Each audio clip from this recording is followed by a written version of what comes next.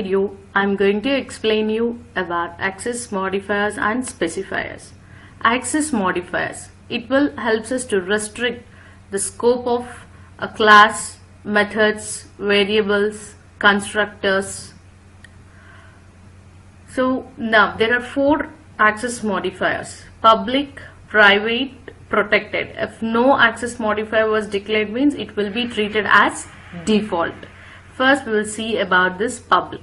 So public access modifier is specified with a keyword public, all are in small letters, P-U-B-L-I-C, or it is a small case, public.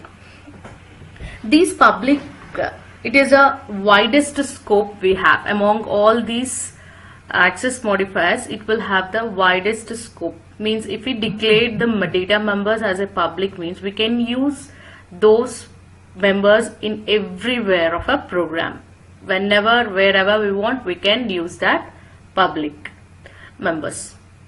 Next, coming to the private, it is a very restricted scope among all these access modifiers. If we give this private to a data members, we can use those data methods within a class only. Outside of the class, we cannot access them. As I told you that public, we can access the data members wherever we want, but private, we can access those members only within a class. Outside of the class, there is no scope for that. And next, coming to the default. And default, if we declare the members as a default, means we can access those within a package. Outside of the package, we cannot access those members. Within the package, we can call from anywhere, but outside we cannot. So public means we can call from anywhere, inside the package or outside of the package, we can call those members. But private members only within a class. Default means within a package we can use. Coming to the protected, if we declare the members as a protected, we can use them within a package. Coming to the outside of the package, only in a subclasses we can call that members, we can use those members. So I'll show you all these things with an example. So once again, public means there is no restriction, we can access those members from anywhere and everywhere in a program. Coming to the private, it was restricted to a particular class only. Outside of the class, we cannot use those private members. Coming to the default, within a package, I can call these default members. And protected within the package I can use, but outside of the package I cannot use these protected variables, but in a subclass I can use this protected variables. Subclass is nothing but the child class. Show you these modifiers with an example. See here, I have taken two packages. One is the access modifier package and another one is a sample package. In the access modifier, I have taken two classes, access modifiers EX and basic class. And in the sample also I have taken two classes, child EX and members EX, means two different packages I have taken, and in that I am taking two different classes each. So let's go for this access modifier. Here I am taking one public variable. So all these public members are declared with a keyword public, and I have declared one public method. So one public variable and one public method. I have written one public variable and one public method inside access modifiers EX class. Now within the same package, I have written another class called basic. So from this basic, I am trying to call the variable.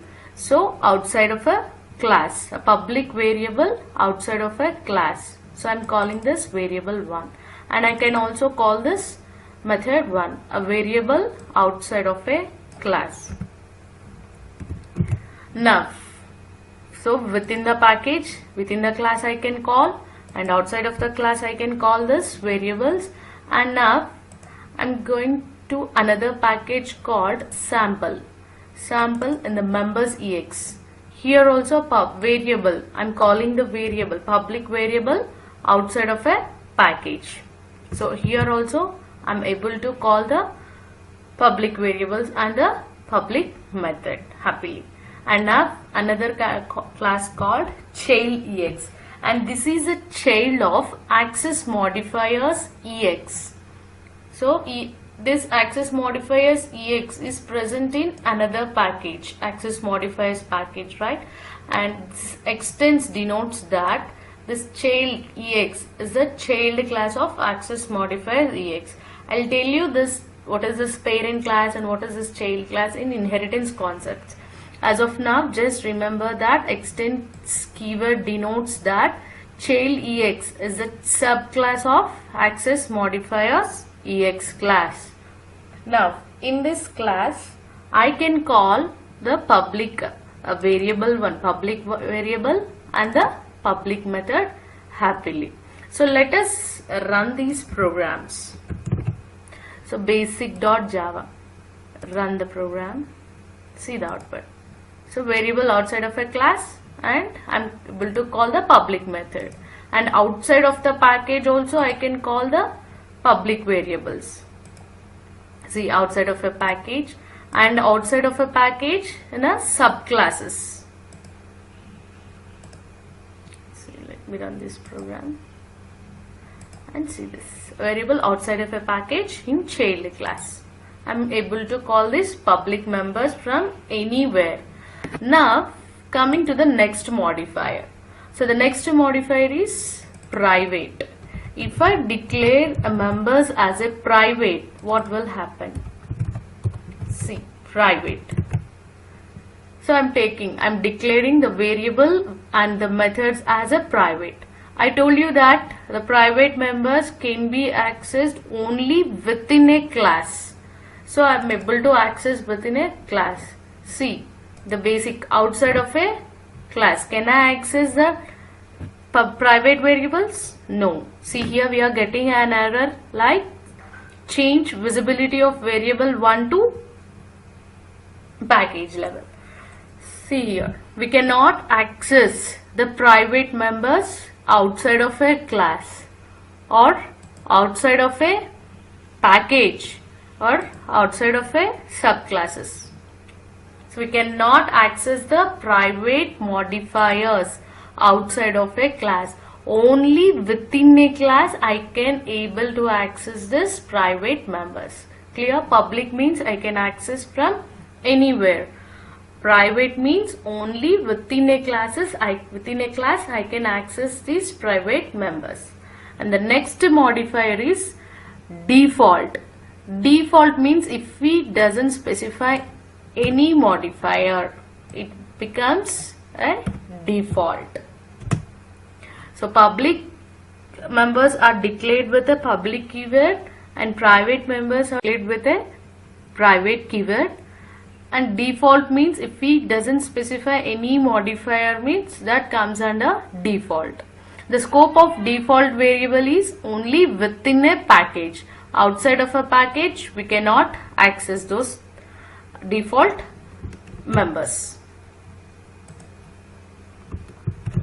See here. So I can access this default only inside a package, access modifiers package only. Outside of the access modifier package I cannot access the default members. See here. Here in the basic.java I am not getting any errors. So run the program. Here, variable outside of a class in method 10 means within the package I can access these default variables. These members ex and child ex are present in a package called sample. So outside of the package can I access these default members? No, I cannot access these things. So it was giving us an error. Change the visibility, like that we are getting an error. Now coming to the another modifier called protected. Protected members are declared with a keyword protected. So protected members can access within a package, outside of the package, only in a child classes we can access these protected members. See, within the class, no errors. I can access this variable 1 and method 1. Coming to the outside of a package. In outside of a package, I cannot access the protected variables and methods because this members ex is not the child class of access modifiers ex. So I cannot access this variable 1 and method 1. Now coming to this child ex. And this child ex, this is a child ex is a child class of access modifiers ex. So I can access this variable 1 and method 1 from the child ex. Protected variables. So this protected variable scope is within the package, outside of the package, only in the child class.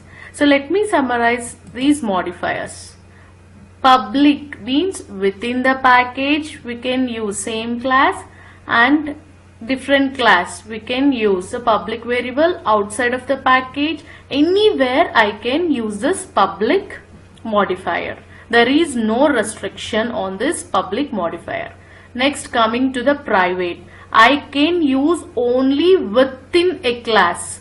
Outside of a package, within the package, also in another class, I cannot use this private variables or methods. Only within the class, same package and same class. And the same package and the different class I cannot access, and outside of the package I cannot access this private members. And coming to the protected, within the package I can use this protected members, but coming to the outside of the package, only in the child class I can use this protected. Default, within the package, same class I can use, and in the same package, different class I can use, but coming to the outside of the package, I cannot use this default. Remember these things. A private can anywhere, private only within a class, protected within a package, outside of the package only in a child class. Default means only within a package I can use. Public, private, protected, default. We have some more modifiers. These modifiers will not restrict the scope, but it will add some extra functionality to a class or to a method, to a variable or a constructor. So let us see this non-access modifiers. Static, final, abstract, native, synchronized, transient, volatile and strict FP.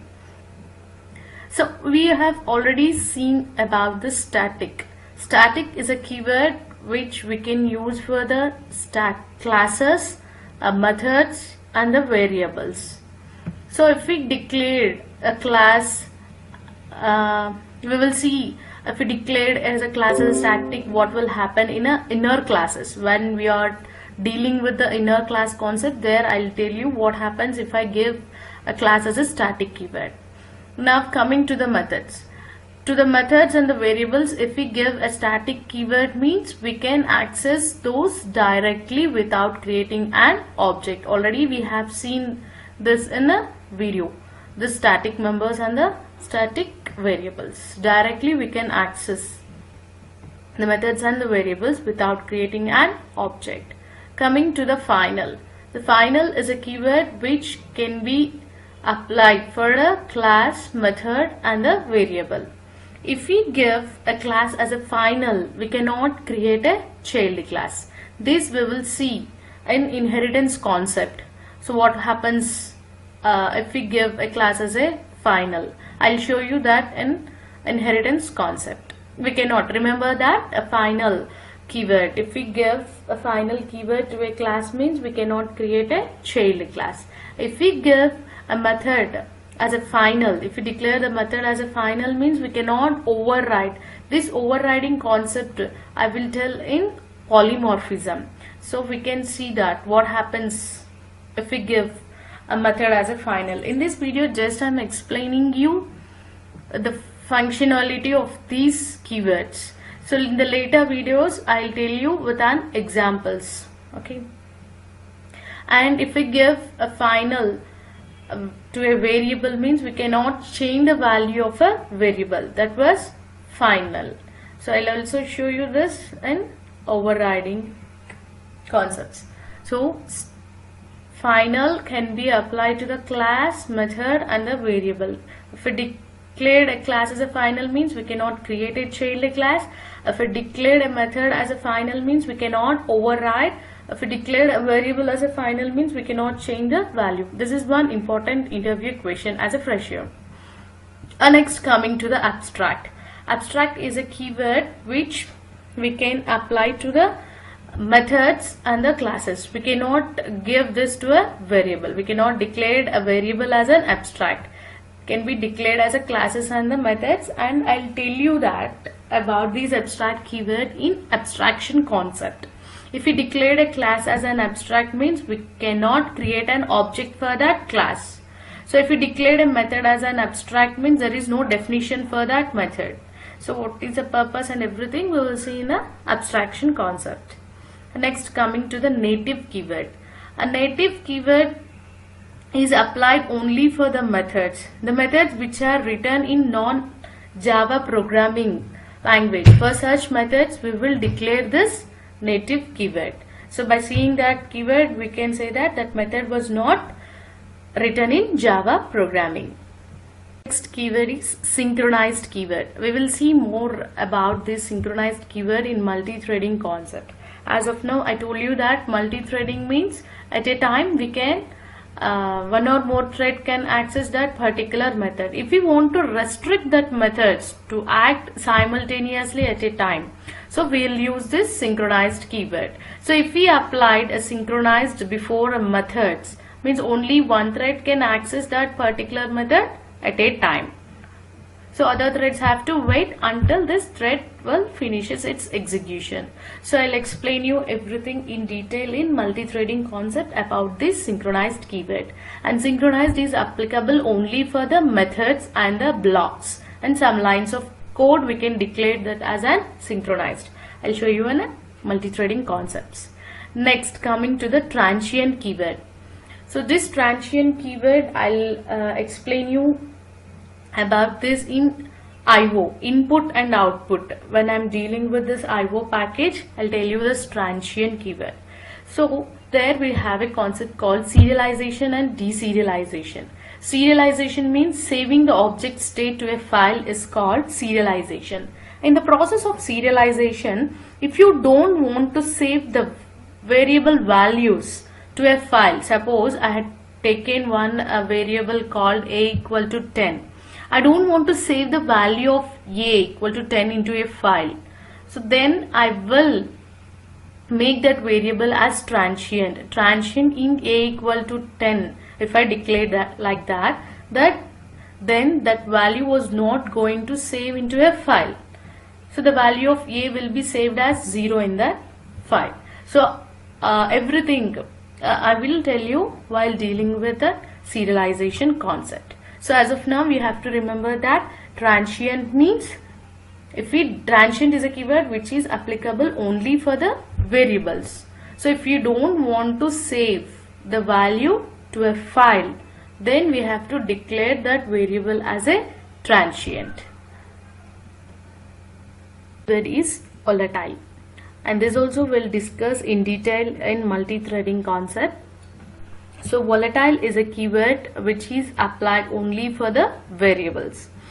Suppose if two threads are there working on two different processes. So thread 1 will use its local copy and thread 2 will have its own local copy. They will work on that. So, and let us assume that these two threads are using one common variable. So that these are sharing that common variable. So if suppose thread 1 changes the value of that common variable, so the changes won't reflect immediately into a main memory. It may take some time. To make sure that the changes should reflect immediately into the main memory, we have to make that variable as volatile. So if we make that variable as a volatile, means immediately whatever the changes made by the thread 1 or thread 2 or another thread will immediately reflect to a main memory. So this is the purpose of this volatile keyword. And next, coming to the strict FP, strict floating point calculations. And whenever we are dealing with the floating points, so the calculation, the precision value will change from one platform to another platform. To ensure that the results must be same with irrespective of the platform we are using, we have to declare the methods as a strict FP, methods and the classes as a strict FP, so that the precision will, the result will be the same whatever the platform we are using. So these are the non-access modifiers we have.